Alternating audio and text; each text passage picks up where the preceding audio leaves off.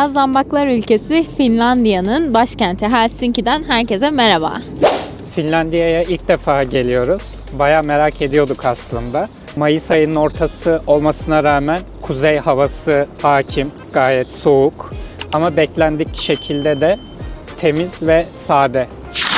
Atatürk'ün biz gençlere örnek olarak gösterdiği Beyaz Zambaklar ülkesi kitabı da Finlandiya eğitim sistemini ele alıyor.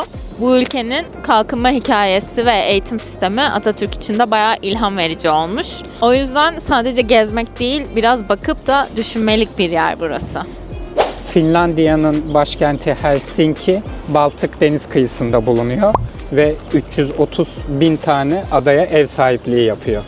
Finlandiya'nın nüfusu yaklaşık 5,5 milyon. Fakat 3 milyon tane de sauna var. Yani her ev başına bir sauna düşüyor gibi diyebiliriz. Şimdi Helsinki'yi birlikte keşfedelim. Esplanadi Parkı'ndayız. Buraya Helsinki'nin Şamzelize'si diyebiliriz. İki taraflı mağazalar, restoranlar ve ortasında yemyeşil bir park var. Çok keyifli bir yer. Burada yazın açık hava konserleri düzenleniyormuş. Kışın da hareketliliği arttırmak için ışıklandırma yapıyorlarmış. Gözlemlediğimiz kadarıyla insanlar banklarda oturup kitap okuyorlar, müzik dinliyorlar. Enstrüman çalan sokak sanatçıları var. Helsinki'nin şu ana kadarki en canlı ve sanat dolu parkı diyebiliriz. Bu parkın sonunda da Finlandiya'nın ulusal şairi Johan Ludvig Runeberg'in heykeli bulunmakta. Altında da Milli Marşı'nın sözleri yazıyor. Çünkü aynı zamanda Milli Marşı'nın bestecisi de kendisi. Çok önemli bir figür Finlandiya için. Ayrıca Runeberg pastası adında özel bir tatlıları da var. Bu tatlı şairin doğum günü olan Şubat ayında yapılarak kutlanıyor.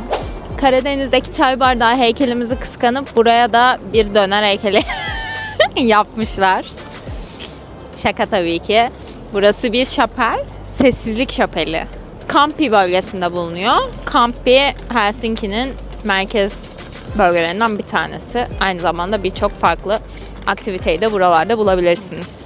Bence biraz kafa dinlemek ve şehirden kopmak isteyenler için birebir. Bütün büyük şehirlere yapılması gerekiyor diye düşünüyorum. Bu şapelin olduğu bölgede Kamppi bölgesi olarak geçiyor. Gençler genelde burada takılıyorlar. Biz de hazır gelmişken yolumuzun üzerinde bir metro istasyonuna baktık. Farklı sanatsal içerikler olabilir mi acaba diye, ama sadece bu tavanda görmüş olduğunuz tabelalar vardı. Ama yürüyen merdiven çok uzundu. Hiç bitmeyecek sandım.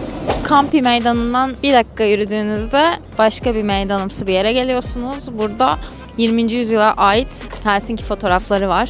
Tarihi olarak ilginizi çekerse mutlaka görmeniz gerekir diye düşünüyorum.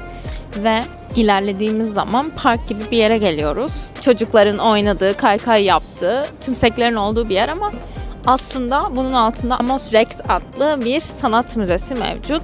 Ve içeriden bakıldığında da tavanı herhalde böyle değişik gözüküyor, bilmiyoruz. Ama enteresan bir yer.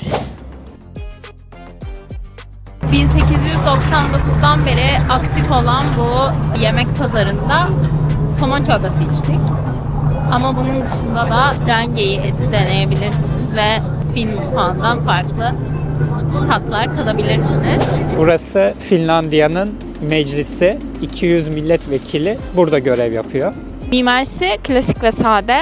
Dış cephesindeki sütunlar gerçekten çok etkileyici. İçeri turla girmek mümkün ama bizim zamanımız kısıtlı olduğu için şimdilik dışarıdan selam durup geçiyoruz bir sonraki noktamıza.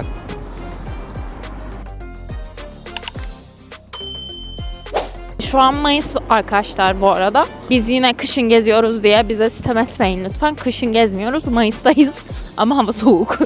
OOD Merkez Kütüphanesi'ne geldik. Dışarıdan mimarisi inanılmaz güzel gözüküyor. İçeri girelim bakalım. İçerisi de öyle miymiş? Bizce burası sadece bir kütüphane olarak değerlendirilmemeli. Finlandiya'nın bilgiye ve topluma verdiği önemin bir simgesi ayrıca.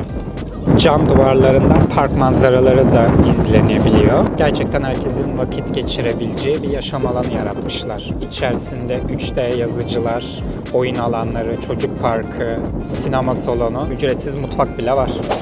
Alexanderkatu Caddesi'ndeyiz. Burası böyle bir alışveriş caddesi. Ortadan da tramvay geçiyor. İstiklal'e benzetebiliriz.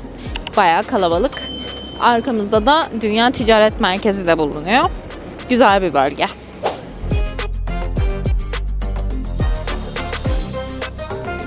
Evet, klasik Finlandiya mutfağından 2 tane tabak söyledik. Ben patates püresi üzerinde kızılcık soslu geyik rengeyi eti söyledim. İlk defa rengeyi eti deneyeceğim. Tadını çok merak ediyorum. Burada her yerde var. Bütün restoranlarda deneyebilirsiniz. Ortamımız da çok güzel. Ben de beyaz bir balık söyledim. Havuç ve patates püreli carpaccio'lu. Üstünde de salatalık ve yeşillik var. Ben daha klasik olan bir menüye kaçtım. Bakalım deneyelim. Sonra yorumlarımızı söyleyeceğiz. Balığım gayet lezzetliydi. Derisini de gayet çıtır çıtır yapmışlar. Adeta bir cips çıtırlığındaydı. Sesini bile duydum. Altındaki püreler de çok yakışmış. Gayet memnunum. Rengeyi etinden beklediğim verimi alamadım açıkçası. Daha değişik bir şey bekliyordum. Biraz sığır etinden daha kuru, dana etinden daha kuru bir et diyebiliriz. Ama tat olarak çok da farklı bir tat almadım açıkçası. Yani yenebilir.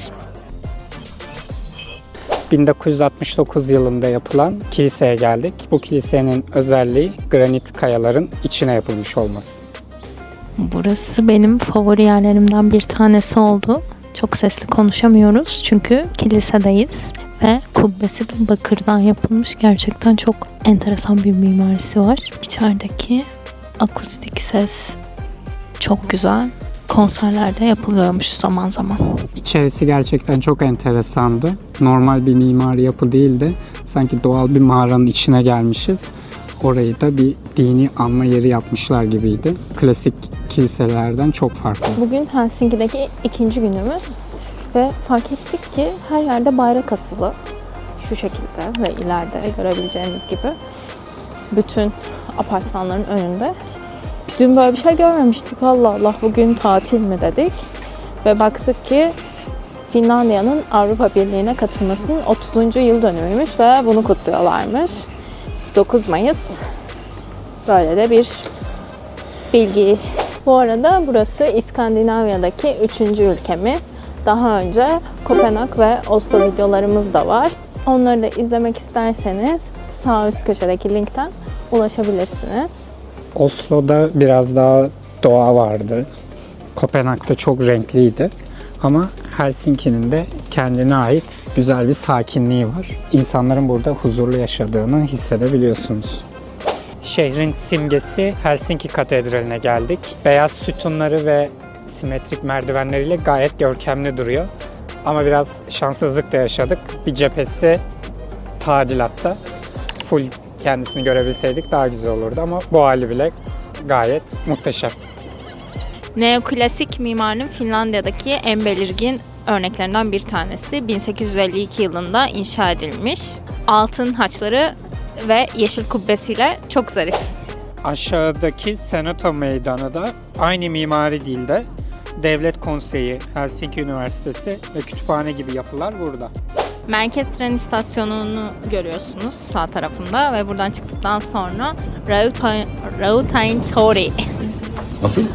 meydanına geliyorsunuz burada. Şu anda boş ama kışın geldiğinizde kocaman bir buz pateni alanı olabiliyor. Yazında bira festivalleri gibi çeşitli etkinlikler yapılıyormuş. Arka tarafında da güzel klasik mimarisi olan bir bina var. Burası da tiyatro. Senato Meydanı'ndan bu küçük sokaktan aşağı yürüdüğünüzde denize çıkıyorsunuz. Orada da turuncu çadırlar göreceksiniz. Burası da bir pazar yeri ve sokak lezzetlerini tadabileceğiniz bir nokta. Yine geyik eti deneyebileceğiniz, fish and chips deneyebileceğiniz noktalar. Taze olduğunu varsayıyorum deniz kenarında olduğu için. Ama en çok da buranın meşhur Fin somon çorbasını denemelisiniz. Çok güzel bir lezzet. Çar döneminde 1868'de inşa edilmiş bu kilise. Rus etkisi çok belirgin. Tuğlalar, ikonalar ve mozaikler çok güzel gözüküyor. İçerisi de çok ihtişamlı. Batı Avrupa'nın en büyük Ortodoks kilisesi ve Uspensky adı göğe yükseliş anlamına geliyor. 2007'de içerisindeki ikonalardan biri çalınmış ve 2010'da mucizevi bir şekilde geri dönmüş. Kimse sebebini bilmiyor. Bu pazar yerinden ilerleyip devam ettiğiniz zaman sonuna gelince vapur iskelesine varıyorsunuz. Vapur iskelesine Suomenlinna adlı adaya 15-20 dakika içerisinde geçilebiliyor. Suomenlinna adasına gidiş vapurunun biletlerini hemen buradaki makineden alabiliyorsunuz. Kredi kartı da geçerli. Eğer toplu taşıma bileti aldıysanız onu kullanabilirsiniz. Arabalı vapurmuş. Feribot. Aşağıda oturalım. Yukarısı çok esebilir çünkü. Bizim vapurlar gibi aynı.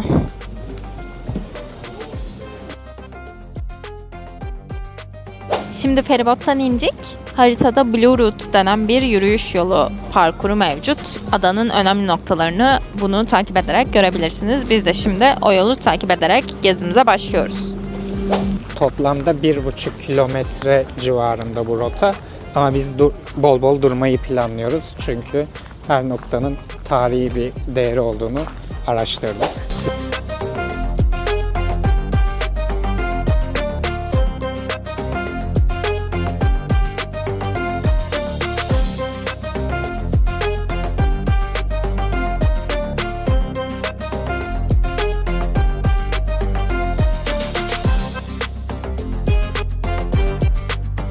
Helsinki videomuzun sonuna geldik. Buradan gemiye binip Tallinn'e geçiyoruz. Bu videoyu beğendiyseniz beğenmeyi ve abone olmayı unutmayın. Tallinn'i de merak ediyorsanız bir sonraki videoya geçiş yapabilirsiniz.